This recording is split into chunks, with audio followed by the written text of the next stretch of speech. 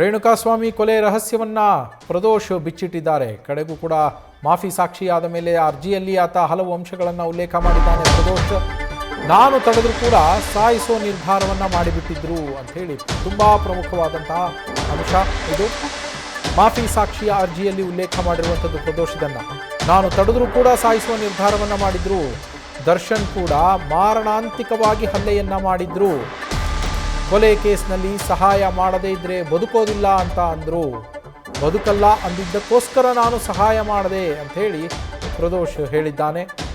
ಜೈಲು ಸೇರಿದ ಬಳಿಕವೂ ಕೂಡ ತನಗೆ ಹಿಂಸೆಯನ್ನು ಕೊಟ್ಟಿದ್ದಾರೆ ಅಂಥೇಳಿ ಈ ಅರ್ಜಿಯಲ್ಲಿ ಪ್ರದೋಷ್ ಉಲ್ಲೇಖವನ್ನು ಮಾಡಿದ್ದಾನೆ.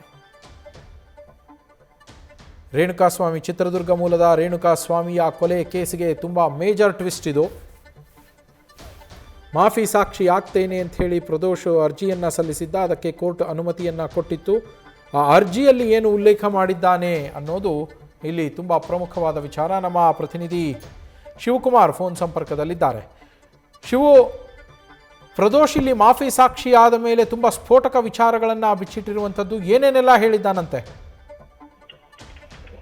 ನವೀನ್, ರೇಣುಕಾಸ್ವಾಮಿ ಹತ್ಯೆ ಪ್ರಕರಣಕ್ಕೆ ಸಂಬಂಧಪಟ್ಟಂತೆ ಸದ್ಯ ನ್ಯಾಯಾಲಯದಲ್ಲಿ ಮಾಫಿ ಸಾಕ್ಷಿ ಆಗಿರುವಂತಹ ಪ್ರದೋಷ್ ತನ್ನ ಅರ್ಜಿಯಲ್ಲಿ ಕೆಲವೊಂದಷ್ಟು ಮಹತ್ವದ ವಿಚಾರಗಳನ್ನ ಬಿಚ್ಚಿಟ್ಟಿರುವಂತದ್ದು. ಅವತ್ತಿನ ದಿನ ರೇಣುಕಾಸ್ವಾಮಿ ಹತ್ಯೆ ಆದಂತ ಸಂದರ್ಭದಲ್ಲಿ, ರೇಣುಕಾಸ್ವಾಮಿಯನ್ನ ಹತ್ಯೆ ಮಾಡುವಂತ ಸಂದರ್ಭದಲ್ಲಿ ಅವರನ್ನ ತಡೆಯುವಂತ ಪ್ರಯತ್ನವನ್ನ ನಾನ್ ಮಾಡಿದೆ. ಆದ್ರೂ ಕೂಡ ಬಲವಂತವಾಗಿ ಆತನಿಗೆ ದೈಹಿಕವಾಗಿ ಹಲ್ಲೆ ಮಾಡಿದ್ದಲ್ಲದೆ ಸಿಗರೆಟ್ ನಿಂದ ಸುಟ್ಟಿದ್ದಾರೆ. ಜೊತೆಗೆ ಆತನಿಗೆ ಊಟ ಕೊಡುವಂತ ಕೆಲಸವನ್ನ ನಾನ್ ಮಾಡಿದೆ.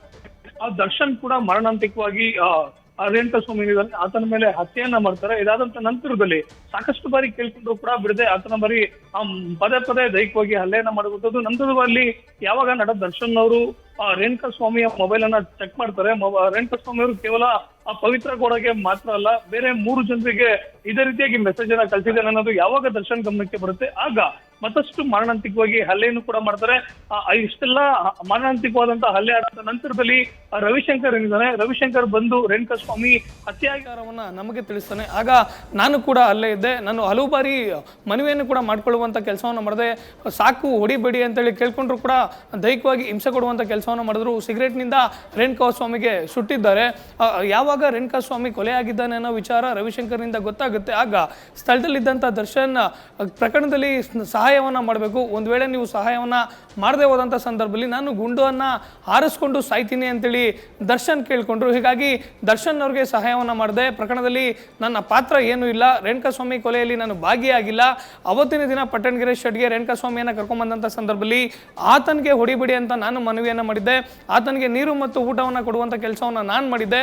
ಹತ್ಯೆ ಆದಂಥ ನಂತರದಲ್ಲಿ ದರ್ಶನ್ ಅವರು ನೀವು ಸಹಾಯ ಮಾಡದೆ ಹೋದರೆ ಗುಂಡನ್ನು ಹಾರಿಸ್ಕೊಂಡು ನಾನು ಆತ್ಮಹತ್ಯೆಯನ್ನು ಮಾಡ್ಕೊಳ್ಬೇಕಾಗತ್ತೆ ಅಂತೇಳಿ ಯಾವಾಗ ಸಾವಿನ ವಿಚಾರವನ್ನು ದರ್ಶನ್ ಪ್ರಸ್ತಾಪವನ್ನು ಮಾಡ್ತಾರೆ, ಆಗ ದರ್ಶನ್ ಅವರು ಹೇಳಿದಂತೆ ನಾನು ಕೇಳಿದ್ದೀನಿ ಅನ್ನೋ ಮಾತನ್ನು ಸದ್ಯ ಆತ ಸಲ್ಲಿಸಿರುವಂಥ ಮಾಫಿ ಸಾಕ್ಷಿ ಅರ್ಜಿಯಲ್ಲಿ ಉಲ್ಲೇಖವನ್ನು ಮಾಡಿರುವಂಥದ್ದು.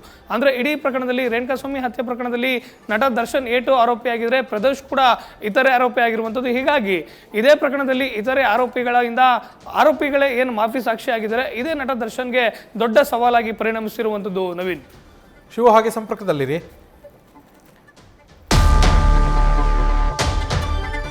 ಮಾಫಿ ಸಾಕ್ಷಿ ಅರ್ಜಿ ಸಲ್ಲಿಕೆಗೂ ಕೂಡ ಮೊದಲೇ ಪ್ರದೋಷ್ ಪ್ಲಾನ್ ಮಾಡಿದ್ದ ಅಂತ ಹೇಳಲಾಗ್ತಾ ಇದೆ.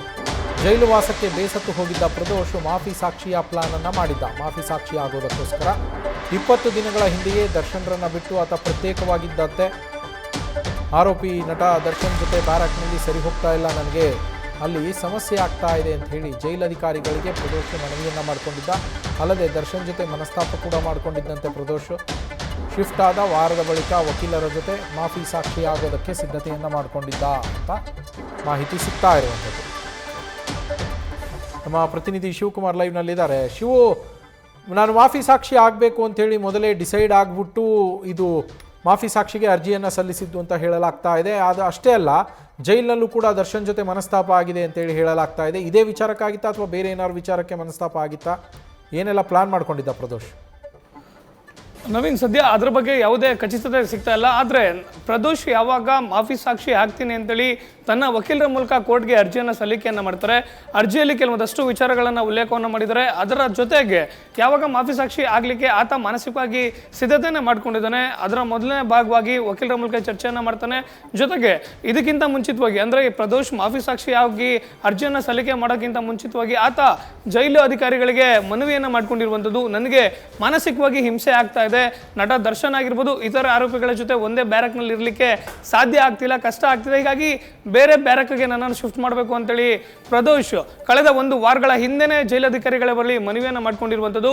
ಪ್ರದೋಷ್ ಮಾಡಿದಂಥ ಮನವಿ ಆಧಾರದಲ್ಲಿ ಇದಕ್ಕಿಂತ ಮುಂಚಿತವಾಗಿ ನಟ ದರ್ಶನ್ ಇದ್ದಂಥ ಬ್ಯಾರಕ್ನಲ್ಲೇ ಪ್ರದೋಷ್ ಕೂಡ ಇರ್ತಾನೆ. ಯಾವಾಗ ಪ್ರದೋಷ್ ಜೈಲಧಿಕಾರಿಗಳಿಗೆ ಮನವಿಯನ್ನು ಮಾಡ್ಕೊಳ್ತಾನೆ, ಪ್ರದೋಷ್ಗೆ ಕಳೆದ 8 ರಿಂದ 10 ದಿನಗಳ ಹಿಂದೆನೆ ಆತನನ್ನ ಪರಪ್ಪನ ಅಗ್ರಹಾರ ಜೈಲಿನಲ್ಲಿರುವಂಥ ಕ್ವಾರಂಟೈನ್ ಸೆಲ್ಗೆ ಶಿಫ್ಟ್ ಅನ್ನು ಮಾಡಿರುವಂಥದ್ದು. ಸದ್ಯ ಕ್ವಾರಂಟೈನ್ ಬ್ಯಾರಕ್ನ ಪ್ರತ್ಯೇಕವಾದಂಥ ಸೆಲ್ಗೆ ಶಿಫ್ಟ್ ಆದಂಥ ನಂತರದಲ್ಲಿ ಸರಿಸುಮಾರು 5-6 ದಿನಗಳು ಕಳೆದ ನಂತರದಲ್ಲಿ ಪ್ರದೋಷ್ ತನ್ನ ವಕೀಲರನ್ನ ಭೇಟಿಯಾಗುವಂಥದ್ದು, ವಕೀಲರ ಮೂಲಕವಾಗಿ ನ್ಯಾಯಾಲಯಕ್ಕೆ ಮಾಫಿ ಸಾಕ್ಷಿ ಅರ್ಜಿಯನ್ನು ಸಲ್ಲಿಕೆಯನ್ನು ಮಾಡಿರುವಂಥದ್ದು. ಇವೆಲ್ಲವನ್ನು ಕೂಡ ಗಮನಿಸಿದಂಥ ಸಂದರ್ಭದಲ್ಲಿ ಮಾಫಿ ಸಾಕ್ಷಿ ಅರ್ಜಿಗೆ ಸಲ್ಲಿಕೆ ಮಾಡೋದಕ್ಕಿಂತ ಮುಂಚಿತವಾಗಿ 1 ವಾರಗಳ ಮುಂಚಿತನೇ ಆ ಪ್ರದೋಷ್ ಮಾನಸಿಕವಾಗಿ ಸಿದ್ಧತೆಯನ್ನು ಮಾಡ್ಕೊಂಡಿರುವಂಥದ್ದು ಸ್ಪಷ್ಟ ಆಗ್ತಿರುವಂಥದ್ದು. ಅದರ ಮೊದಲನೇ ಭಾಗವಾಗಿ ಆತ ದರ್ಶನ್ ಜೊತೆಗಿರುವಂಥ ಬ್ಯಾರಕ್ನಿಂದ ಬೇರೆ ಕಡೆ ಶಿಫ್ಟ್ ಅನ್ನು ಮಾಡಿ ಅಂತೇಳಿ ಜೈಲಧಿಕಾರಿಗಳಿಗೆ ಮನವಿಯನ್ನು ಮಾಡ್ಕೊಳ್ತಾನೆ. ಅದರಂತೆ ಆತ ಬೇರೆ ಬ್ಯಾರಕ್ ಕೂಡ ಶಿಫ್ಟ್ ಆಗಿರುವಂಥದ್ದು. ಸದ್ಯ ಮಾಫಿ ಸಾಕ್ಷಿಯಾಗಿ ಯಾವಾಗ ಪ್ರದೋಷ್ ಪ್ರಕರಣದಲ್ಲಿ ಹೊರಗಡೆ ಬರ್ತಾರೆ ಅಂದ್ರೆ ನ್ಯಾಯಾಲಯದ ಗಮನಕ್ಕೆ ಆತ ತಂದಿರುವಂಥದ್ದು, ಪ್ರಕರಣದಲ್ಲಿ ನನ್ನ ಪಾತ್ರ ಏನೂ ಇಲ್ಲ, ರೇಣುಕಾಸ್ವಾಮಿ ಹತ್ಯೆ ಆದಂಥ ಸಂದರ್ಭದಲ್ಲಿ ಘಟನಾ ಸ್ಥಳದಲ್ಲಿ ಇರೋದನ್ನ ಹೊರತುಪಡಿಸಿದ್ರೆ ಆತನ ಹತ್ಯೆಯಲ್ಲಿ ನಾನು ಭಾಗಿಯಾಗಿಲ್ಲ, ಆದರೆ ಆತನ ಹತ್ಯೆಗೆ ಸಂಬಂಧಪಟ್ಟಂತೆ ಒಂದಷ್ಟು ಸತ್ಯಗಳು ನನಗೆ ಗೊತ್ತು, ಅವೆಲ್ಲವನ್ನು ಕೂಡ ನ್ಯಾಯಾಲಯಕ್ಕೆ ನಾನು ತಿಳಿಸ್ತೀನಿ, ನನ್ನನ್ನು ಕ್ಷಮಿಸ್ಬಿಡಿ ಅನ್ನೋ ಮಾತನ್ನ ಪ್ರದೋಷ್ ಹೇಳ್ತಿರುವಂಥದ್ದು. ಈ ಒಂದು ವಿಚಾರ ಯಾವಾಗ ಜೈಲಿನಲ್ಲಿರುವಂಥ ದರ್ಶನ್ ಹಾಗೂ ಪವಿತ್ರ ಗೌಡಗೆ ಗೊತ್ತಾಗುತ್ತೆ, ಈತ ಬೇರೆ ಬ್ಯಾರಕ್ ಹೋಗಿದ್ದಂಥ ವಿಚಾರಕ್ಕೆ ಸಂಬಂಧಪಟ್ಟಂತ ಯಾವುದೇ ಮಾಹಿತಿ ದರ್ಶನ್ಗಿರೋದಿಲ್ಲ. ಅಂದರೆ ಯಾವ ಕಾರಣಕ್ಕಾಗಿ ಪ್ರದೋಷನ್ನ ನಮ್ಮ ಜೊತೆ ಇದ್ದಂಥ ಬ್ಯಾರಕ್ನಿಂದ ಬೇರೆ ಕಡೆ ಶಿಫ್ಟನ್ನು ಮಾಡ್ತಿದ್ರು ಅನ್ನೋ ವಿಚಾರ ನಟ ದರ್ಶನ್ಗೆ ಗೊತ್ತಿರೋದಿಲ್ಲ. ಆದರೆ ಅದೇ ಬ್ಯಾರಕ್ನಲ್ಲಿ ಇದ್ದಂಥ ಪ್ರದೋಷ್ ಬೇರೆ ಬ್ಯಾರಕ್ಗೆ ಶಿಫ್ಟ್ ಮಾಡಿ ಅಂತೇಳಿ ಮನವಿ ಮಾಡ್ಕೊಂಡಿರುವಂಥದ್ದು. ಬೇರೆ ಬ್ಯಾರಕ್ಗೆ ಶಿಫ್ಟ್ ಆದಂಥ ನಂತರದಲ್ಲಿ ಆತನೇ ಸ್ವತಃ ಮಾಫಿ ಸಾಕ್ಷಿಯಾಗಿರುವಂಥ ಎಲ್ಲ ಬೆಳವಣಿಗೆಗಳು ಜೈಲಿನಲ್ಲಿರುವಂಥ ನಟ ದರ್ಶನ್ಗೆ ದೊಡ್ಡ ಪ್ರಮಾಣದ ಟೆನ್ಷನ್ ಅನ್ನು ತಂದುಕೊಟ್ಟಿರುವಂಥದ್ದು. Naveen, thank you Shivakumar. News first ನಿರ್ಭೀತಿಯಿಂದ ನಿಮ್ಮ ಪರವಾಗಿ.